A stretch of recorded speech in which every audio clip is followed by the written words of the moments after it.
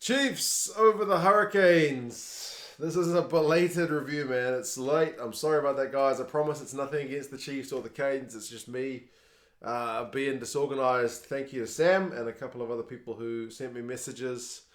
Sam on Patreon, and at least one person on YouTube asking, hey, where's the review of the Canes and the Chiefs game? Yeah, I think I must have just forgot because it was on the Friday, and then I figured I would combine the Blues and Crusaders game together with it, but then I was so annoyed about the Blues and Crusaders game, I had my mind only on that. So, yeah, that's my fault, guys, but here we are. I've just gone and rewatched some of the highlights because it's quite some time ago now, isn't it, that game was played. It was Friday.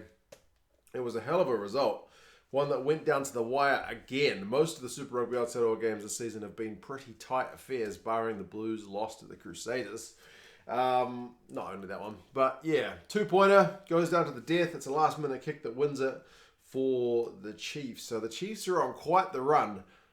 But on the second viewing, I was thinking, man, Chiefs are maybe a little bit shaky. I was fully in the Chiefs camp after the first initial watching, but on the second watching, at least of about 25 minutes of highlights, I was a little bit more sus. But that being said, we've seen from this competition and how close the Hurricanes pushed the Crusaders as well, that there's not that much between the top and the bottom teams. Anyway, the game started off with a flyer for the Canes with Lomax's inside ball to Blackwell in the first minute, letting them score a big old try, so 7 points to 0. The Chiefs kickoff went out on the full from the restart, so it was not looking very happy for the Chiefs early. Hurricanes decided to turn the screws. They had a very kickable penalty. They opted for touch, but eventually Peter Umaga Jensen knocked it on to kind of release that pressure for the Chiefs. And it was a wee bit of a turning point. 14 minutes, D-Max kicks his first penalty. Remember, he ends up with 4 penalties in this game. So very important in terms of keeping that scoreboard ticking over to make it 7-3. And then about 2 minutes later, he puts in a little dinky kick for Soakula. And Soakula can almost grab it to dot it down, but he can't control it. So it's a bit of a missed opportunity. But the momentum was fully shifted from the Canes to the Chiefs by that point. 21 minutes, the Chiefs have a big win in terms of like a game of force back with the Canes. And from there, their line-out throw is not straight. It's still a wee bit of a weakness in that final against the Crusaders. They'll have to get the line-out right. The last time they played the Crusaders where they got the win, the Chiefs did get the line-out right. So they'll have to kind of repeat that effort, you would think. 28 minutes, the Chiefs go like 11 phases. ALB looks to have gone over for a try, but his look on his face says it. He's lost it. It's a good try saver from Geordie Barrett. Interestingly, the ref had said, because they had advantage, one more phase and then your advantage is over. And that was the one more phase, but he still went back for the penalty. So maybe it was like one phase plus one. I don't know how it works, but yeah, from a resulting scrum, Soakula ended up getting a big try, a big scrum from the Chiefs, all going forward, and then he just peels off to the side and dots it down. It's a very much a case, and the Chiefs get 2 tries from 5-meter scrums in this game. Like, it's one thing I don't like about the goal line dropout is it takes away the 5-meter scrum, and the 5-meter scrum is such a platform because Soakula gets it as a reward for his forwards pushing forward, and Gatlin later shows that there's acres of space because all those guys are tied up in that one spot. It's the beauty of 5-meter scrums, man. Give us back our 5-meter scrums. They're good things. I know they can be annoying if they get reset all the time, but it's kind of 6 one, half a dozen the other. There's more good from bad. I don't know. Just my point of view. 36 minutes. Nankiville goes close, but he's in touch. And that was all from some nice Bosch here. Turnover ball. He is pretty good like that.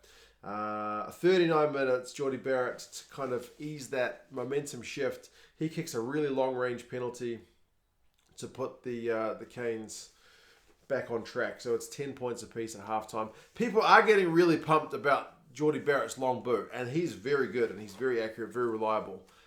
People seem to be acting like he's the first guy with a long boot ever. There's been plenty of guys with long boots before Geordie Barrett, but he is...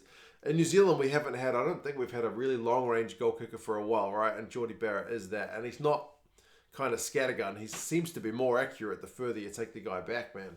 He misses the easy close ones and nails the ones from like 55, 60 meters. Halftime possessions, 50-50. Territories, 55-45 to the Chiefs. Knock-ons is 5-3. The Chiefs having a couple more. Penalties conceded is only 3-2, so a pretty low penalty count in what was a pretty entertaining first half. Second half, the Chiefs start the half with another penalty. They go back in front to make it 13-10. And then they get another 5-meter scrum like I talked about. And this is the one where Gatland goes over. He's just got the space. Messy scrum, gets it to Gatland, I think to Weber. And then, was it? Sokula to Weber to Gatland. And Gatland just looks and goes, "What?" And he just steps and goes, man. Like, there's heaps of space in front of me because there's all the forwards tied up just over there. 5-meter scrums. Happy days. So 20 points to 10, looking pretty good for the Chiefs. That being said, Proctor hit back to keep the Canes in the game on 53. That one was like 10 plus phases. They had advantage, and it was a nice little Devin Flanders offload. To pop him over. So yeah, great try. 17-20.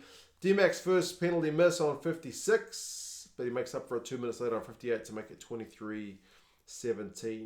The Canes actually have a pretty good period of pressure, and it takes them a while to crack the Chiefs, but it's that man Almoa who finally does it. They got a big maul. He peels off.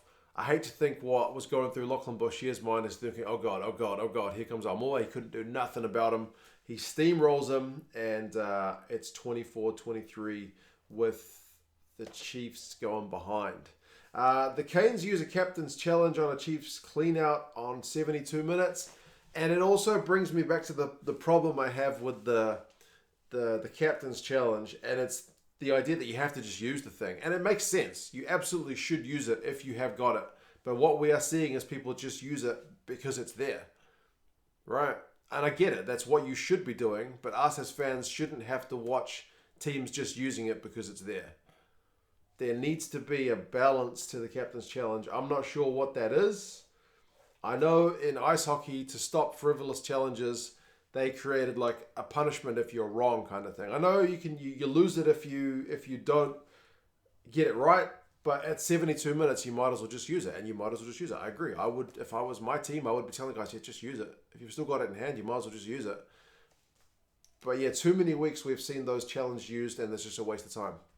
So I don't know what it should be. Like in ice hockey, they made it, if you get it wrong, then your team gets penalized. So you really better be damn sure that you're right before you use it. I don't know. Maybe we'll see it evolve, but I feel like that's where we're at this point. It's the teams, if they've got it in hand, they will just use it, which is the smart thing to do. But it's not the best watch. Anyway, 74 minutes. The Chiefs are under, pretty much under the Cane sticks. Not quite. They got like 9 phases, but Luokalea Wede wins a big turnover. So good play from him. 76 minutes. D-Mac kicks it dead. The Chiefs are under all kinds of pressure. He was kind of have a bit of a duel with Geordie Barrett, and he lost that one, a kicking duel. But then Va'i wins a big penalty on 78 minutes. The game ends up going to a scrum on halfway on like 81 minutes. Sure enough, the Chiefs get advantage from that scrum. They run it, Nankiville knocks it into touch, but they go back for the penalty. And D-Mac, who's just been the man for the moment for weeks now for the Chiefs, you never thought he was going to miss that one because he's just been in that kind of clutch form. Long-range penalty, nails it 26-24, and with the Blues loss a couple of days later, it sets up the Chiefs. They got the Blues next week in a bit of a dead rubber. They can rotate the guys out, but then they got the Crusaders in a fortnight. So, yeah, great win for the Chiefs. They're on quite a roll. Like I said, like watching back, there's a few mistakes there, like Soakula and ALB blowing tries, D-Mac kicking it dead, missing a penalty. It's not flawless, but it's still a hell of a shift that they are running at the moment. Run meters finished 509 to 395 to the Chiefs. Possession territory is pretty even. Knock-ons is 11-8 with the Hurricanes having a few more. Both sides tackle really well. Chiefs 88%, Canes 84%. Penalties conceded is 7-8, which is actually, like I mentioned, pretty low. You know, some games get up to 30 penalties. So this one, pretty good watch. Sorry about the lateness of this one, guys. Like I mentioned, I don't know how I got distracted. It was just the Blues, I think, and the gap between the games of Friday and a Sunday. But anyway, good game. Bit of fun. I'm happy I got a chance to go back and watch the highlights, actually. It gives me a bit of a different perspective on it because I seldom watch the games twice. But anyway, you guys let me know your thoughts. How well do you think the Chiefs are going to go? What kind of side do you think the Chiefs are going to play next week against the Blues? Do you think they'll rotate it, or do you keep the momentum by keeping you guys playing? Do you maybe put some of the guys on the bench?